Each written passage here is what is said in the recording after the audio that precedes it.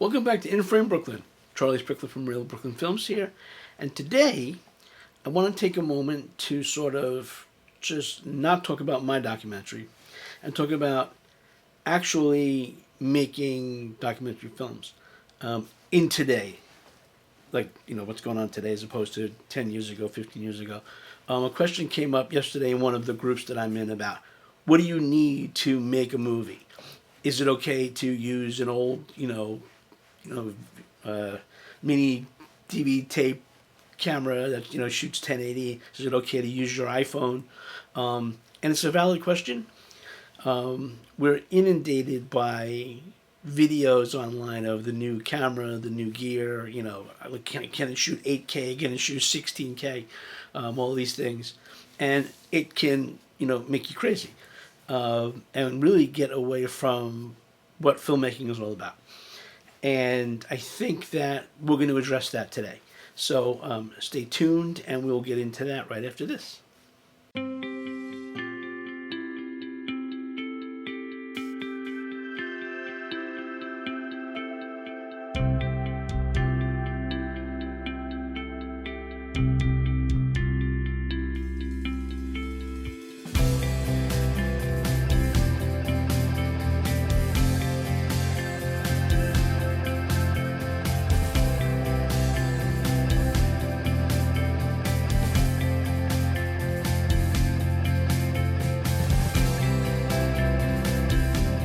So let's talk about actually making a film.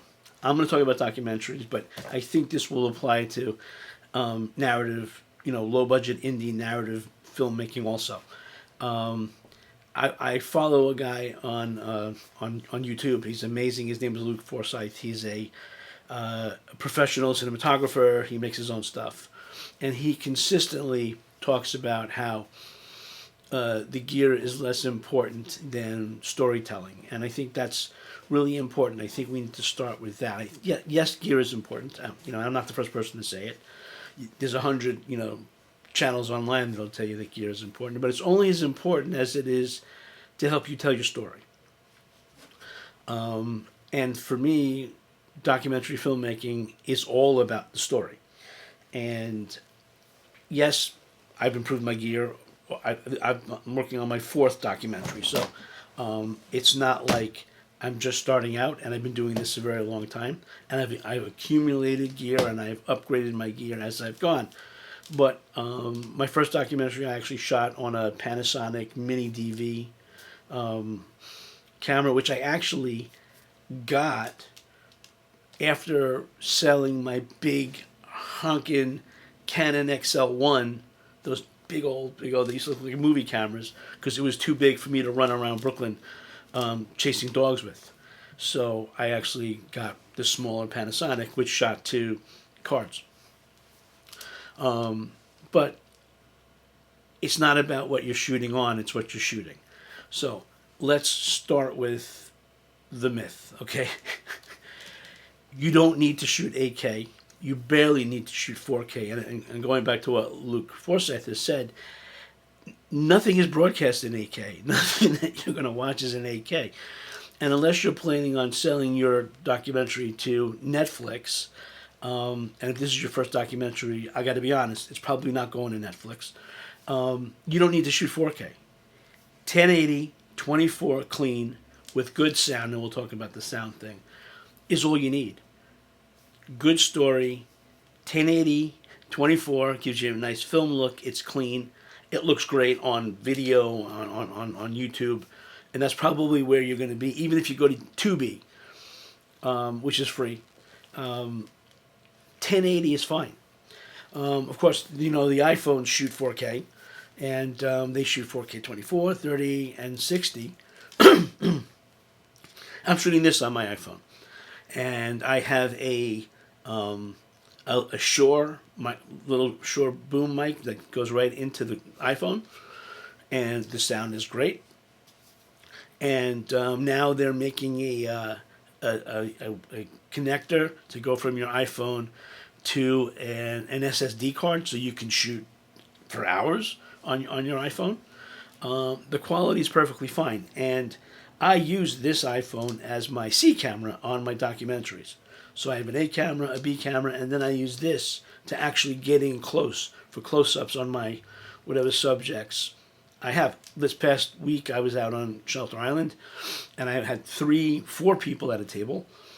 So I had my A camera in a medium shot, I had my B camera in the tight 2, then 3 shot, and I use this to get in close to all the subjects.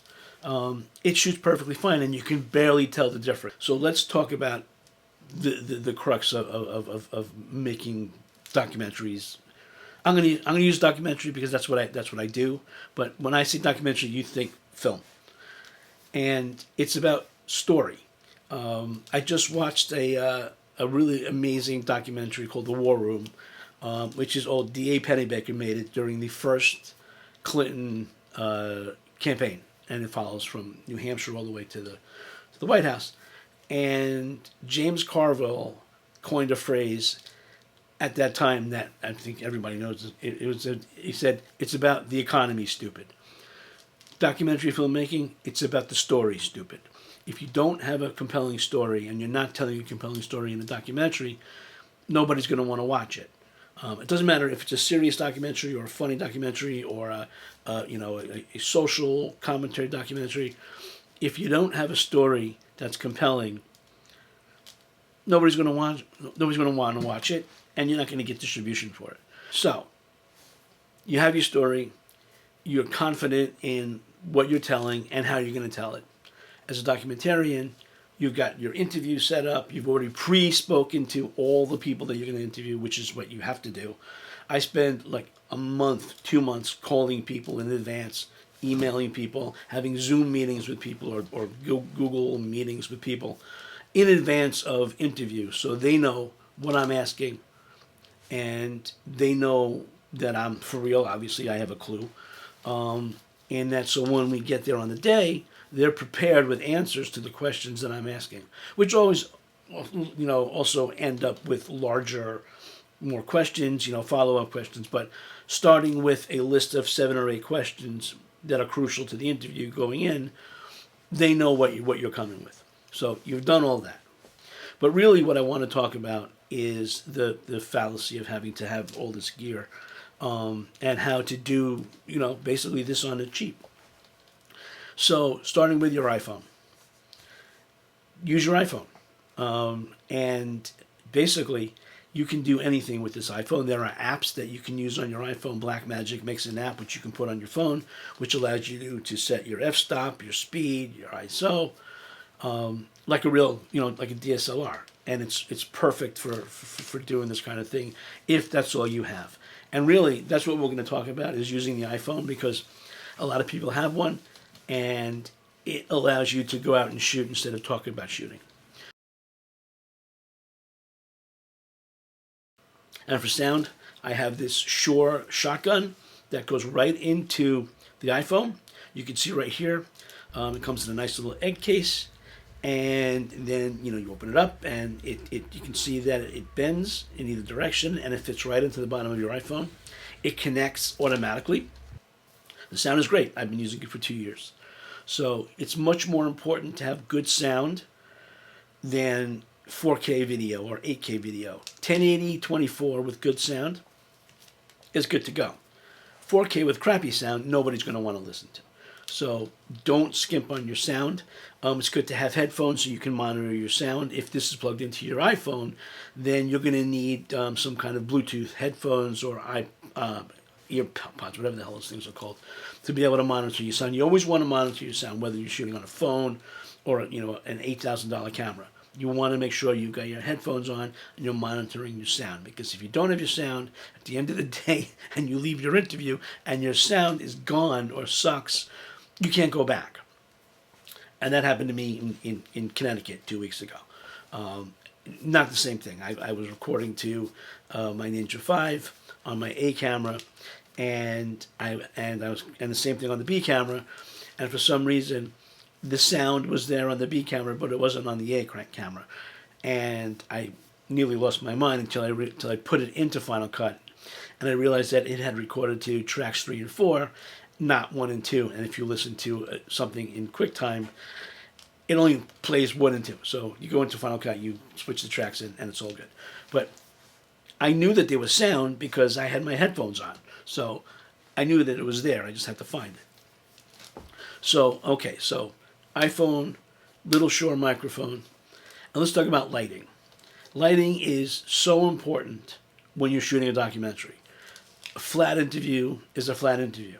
And, you know, if there's not a dynamic look on camera, people's eyes will start to wander and their minds will start to wander and they won't be listening to what the people say. You can do lighting very cheaply, and there's a couple of ways to do that. Obviously, find natural light. And honestly, I've got 2 Godox 200s, plus a softbox, plus any number of small LED lights.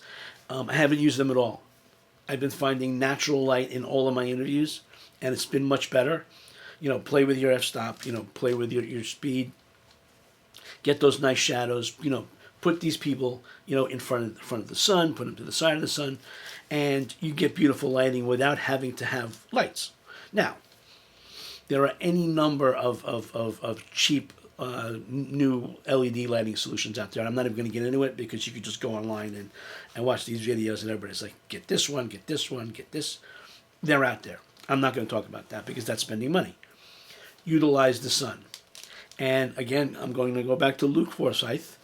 The best purchase I made was a $4 white shower curtain from Walmart. You can hang that in a window to create some soft light. You can put it on the floor to bounce light. It's amazing. You can hang it from a C-stand. You can hang it from a light stand. You can hang it with clothespins from from a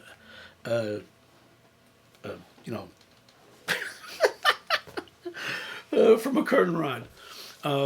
It's amazing. It's got many different things you can do with it. The other thing, black and white foam core board from Walmart in the art department section.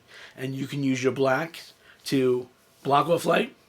You can use the white to reflect light for $5. So for under $10, you can have what amounts to professional bounce lighting for nothing. And then when you're done, you can save it, you can throw it out, do whatever you want to do.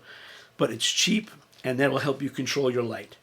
Bounce light for natural light is beautiful. And the iPhone will let you adjust to sunlight. You know, you can, and in the Blackmagic program, you can actually adjust for sunlight, 5600, 3200, I believe, any of the variations of controlled light. So you can do this. You can do this cheaply, but think about it deliberately. Think about the story you're trying to tell, how you want to tell it, and you can do this with your iPhone. There's no reason to go out and spend thousands of dollars on a camera to shoot your first film. There's just no reason for it. You can do it cheaply.